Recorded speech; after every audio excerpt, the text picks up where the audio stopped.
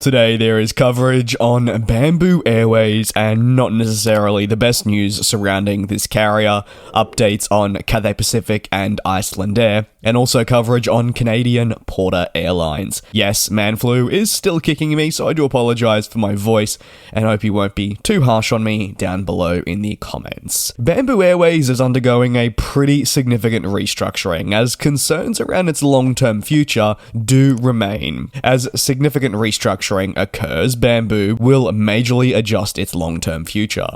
As flagged by Aero Routes among local media, Bamboo has adjusted its long-haul schedule from the end of this month, as early as that, which really highlights how rapid the changes we will be seeing are. Bamboo will close reservations based on GDS booking systems for several routes. This includes Frankfurt from Hanoi and Ho Chi Minh City to Frankfurt as well, Melbourne and Sydney. This is on top of other cancellations. Its fleet of Boeing 787s operate on these impacted routes. Therefore, what it does do is lead to several questions surrounding the future of the wide-body within the fleet. The airline only has 2 in-service 787-9s, however, interestingly, it has a substantial amount that do still remain on order. These 787s have a relatively young average age, which sits at 3.8 years.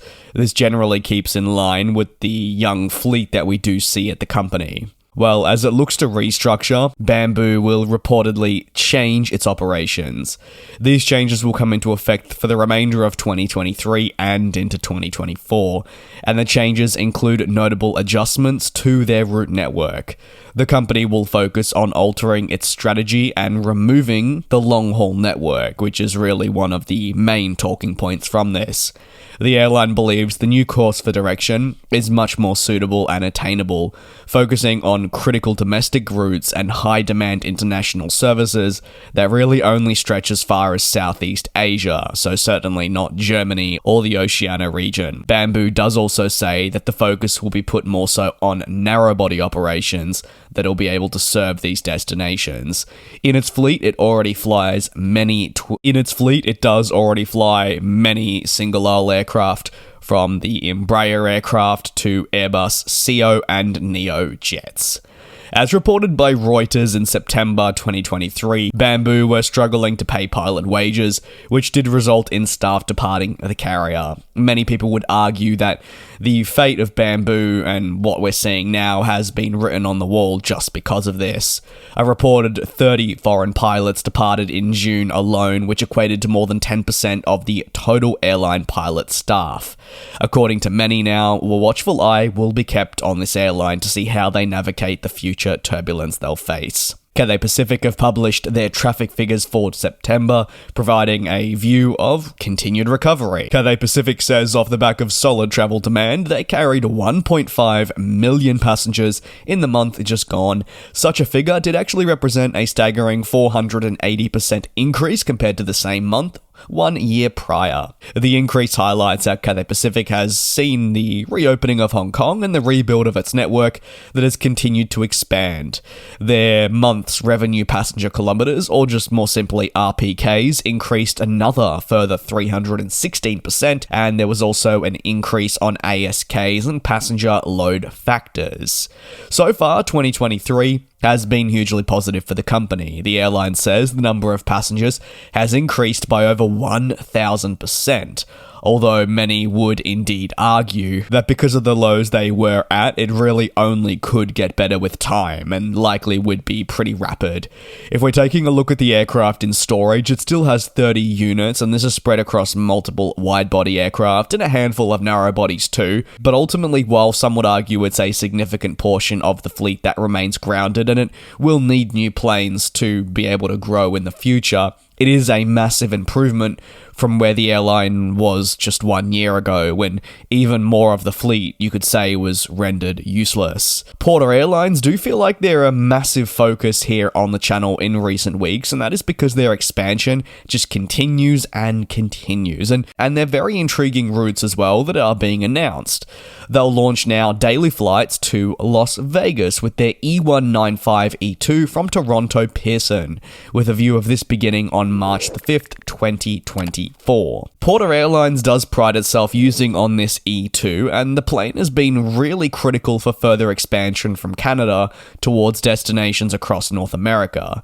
Its E195s are configured with 132 seats in one class, therefore it is all economy, and Porter notes that the E195s do not feature middle seats, which means it's a 2-2 configuration, and they find this as a very attractive option for customers. Porter Airlines' fleet consists of the Dash 8 and the E195-E2.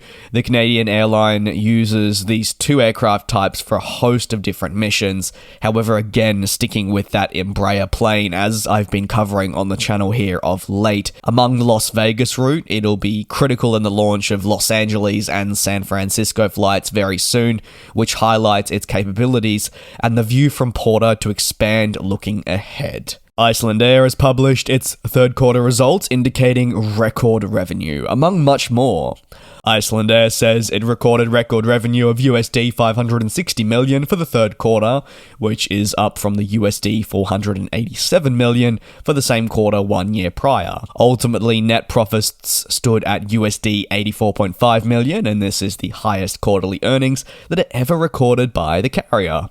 The company says that of the 560 million, 508 came from passenger revenue, with the 522 million then coming from all other forms of revenue.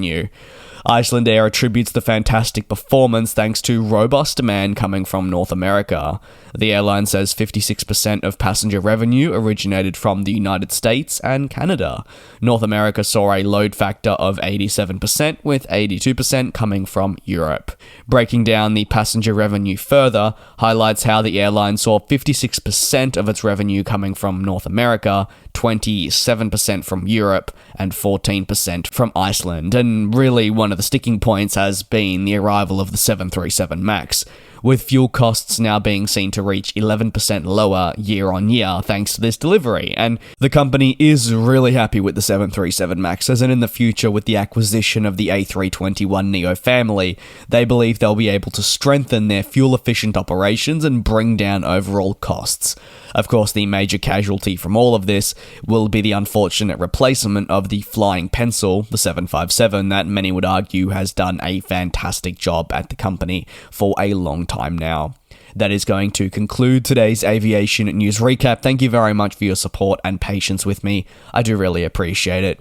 Please do take care and please do be safe as well. I'll see you tomorrow at the same time for more coverage on the industry. And we'll